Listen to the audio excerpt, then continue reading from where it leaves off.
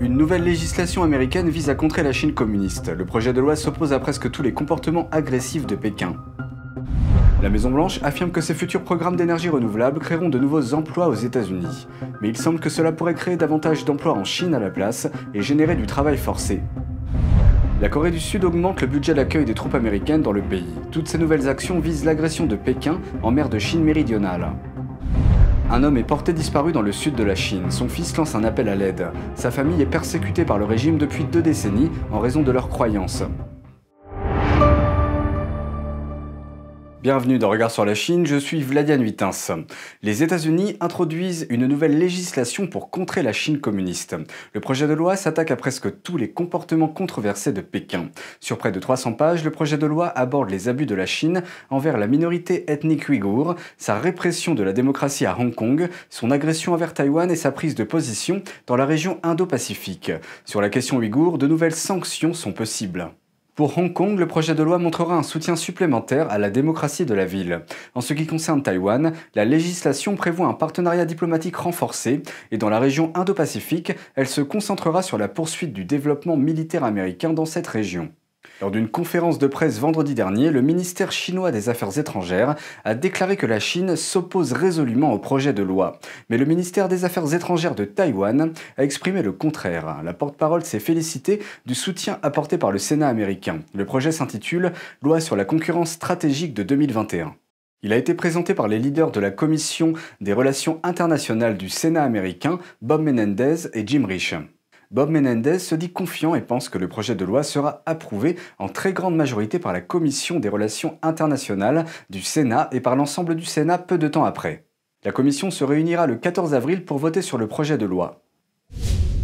L'administration Biden prétend que de nouveaux emplois bien rémunérés seront créés grâce au programme d'énergie renouvelable de son nouveau plan d'infrastructure. Cependant, il semble que davantage d'emplois pourraient être créés en Chine à la place, impliquant potentiellement des travaux forcés au Xinjiang. Le plan d'infrastructure de 2 billions de dollars du président américain Biden préconise une économie fondée sur les énergies vertes. Les responsables affirment qu'il pourrait créer des emplois bien rémunérés, notamment pour les travailleurs déplacés du secteur des combustibles fossiles. We want to make sure that we create good paying jobs for all kinds of people in every pocket of America, and that means good paying union jobs.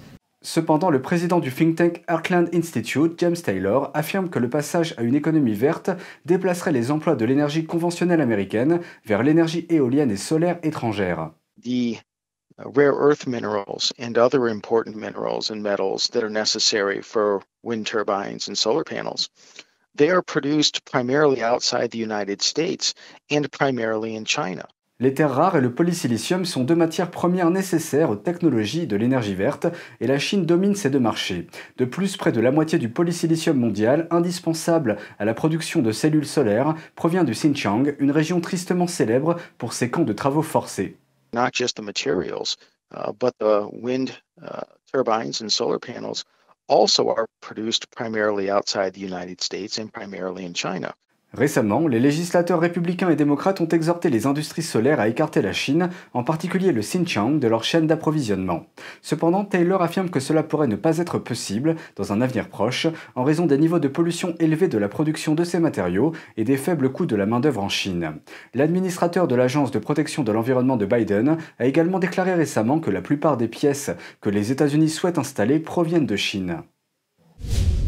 La Corée du Sud a signé jeudi dernier un accord de partage des coûts de la défense avec les États-Unis. Ceci dans un contexte de tensions croissantes entre Pékin et ses voisins dans la région. Dans cet accord, la Corée du Sud a promis d'augmenter d'environ 14% le budget de l'accueil des troupes américaines dans le pays cette année. Il s'agit de la plus forte augmentation en près de 2 décennies. Actuellement, environ 30 000 soldats américains sont stationnés en Corée du Sud. Ils protègent le pays d'éventuelles attaques de la Corée du Nord communiste. Le vice-ministre sud-coréen des Affaires étrangères et le chargé d'affaires de l'ambassade américaine ont signé l'accord. Suite à cette augmentation, la Corée du Sud paiera 1 milliard de dollars pour accueillir les troupes américaines en 2021. Un homme est porté disparu dans le sud de la Chine. Son fils lance un appel à l'aide après que la police locale a harcelé la femme de l'homme en question. Mais sa disparition n'est qu'une partie du récit. Sa famille a été persécutée par le régime communiste chinois pendant 2 décennies, simplement parce qu'ils refusent d'abandonner leur foi. Zhao Fenghui a disparu mercredi dernier dans la ville de Sanya, province de Hainan, située dans le sud de la Chine. Il pratique le Falun Gong, un système de méditation spirituelle qui est brutalement persécuté en Chine depuis 1999. Le fils de l'homme, Zhao Shuai, a expliqué que son père avait entamé le chemin du retour chez lui au cours d'un après-midi. Mais le soir même, il n'était toujours pas arrivé. Personne n'a réussi à le joindre. Un ami de la famille a alors appelé la police qui a confirmé qu'une personne avait été arrêtée et placée en détention ce jour-là. Mais les policiers n'ont pas voulu révéler le nom de cette personne. Shuai soupçonne qu'il s'agit de son père. Le soir même, un groupe de policiers s'est rendu au domicile des parents de Shuai. Ils ont ordonné à sa mère d'ouvrir la porte, mais n'ont pas mentionné l'endroit où se trouvait son père. The police came to my parents' door and kept harassing us. My mother stayed quiet inside. She didn't dare to open the door because there were too many police officers. The camera on the door captured 6 people. Le père de Shuai travaillait comme superviseur de projet pour une succursale d'une grande banque chinoise. Il a été expulsé de son unité de travail et envoyé dans un camp de travaux forcés à 2 reprises en raison de sa croyance. Les 3 membres de la famille pratiquent le Falun Gong. Since the persecution of Falun Gong started in 1999, my father has been petitioning authorities.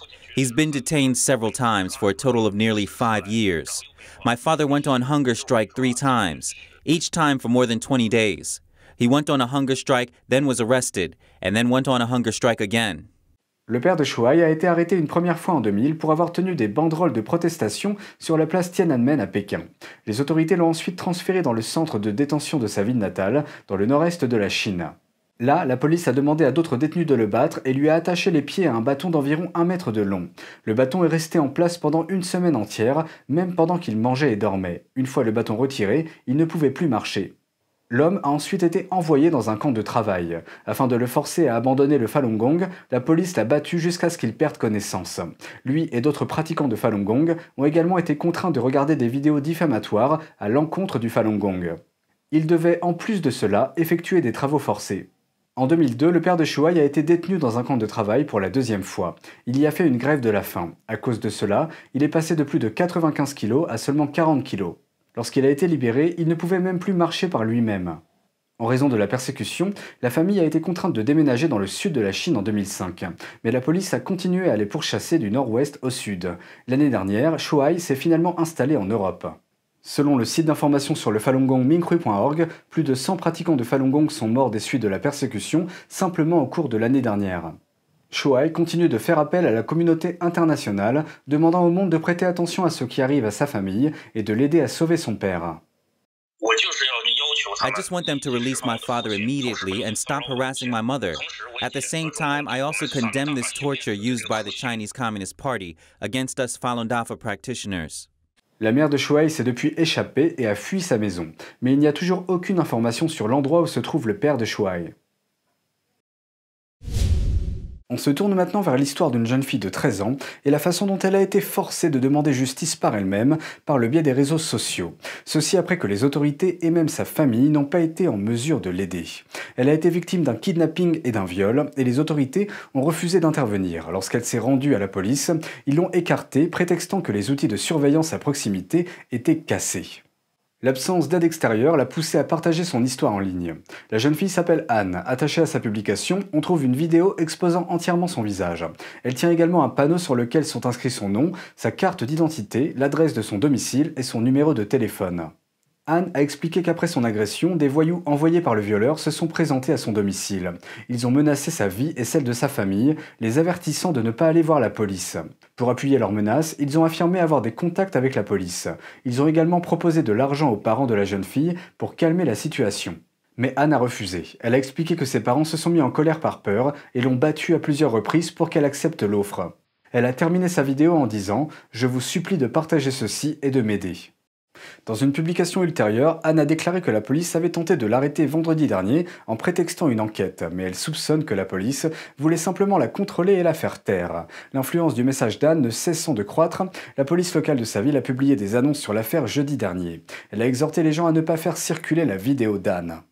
Ils ont comparé le fait d'arrêter la diffusion de la vidéo à l'expression « se tenir la main pour protéger la croissance équilibrée des enfants ».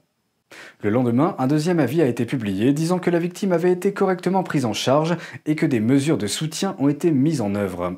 Pourtant, un autre incident survenu le même jour suggère le contraire. Un fan d'une célébrité chinoise sur Internet, qui a vu la vidéo d'Anne, s'est rendu dans le village d'Anne pour enquêter. Mais à leur arrivée, le fan a été encerclé et attaqué par 4 hommes et 2 femmes à l'entrée du village. Les agresseurs se sont emparés du smartphone de la personne, ont supprimé les photos de l'incident et ont conduit la personne hors du village. Le fan a ensuite été harcelé par des appels téléphoniques. Et c'est tout pour aujourd'hui, merci d'avoir suivi Regard sur la Chine. Je vous rappelle que vous pouvez vous abonner à notre newsletter sur ntdtv.fr. On se retrouve demain pour une nouvelle émission.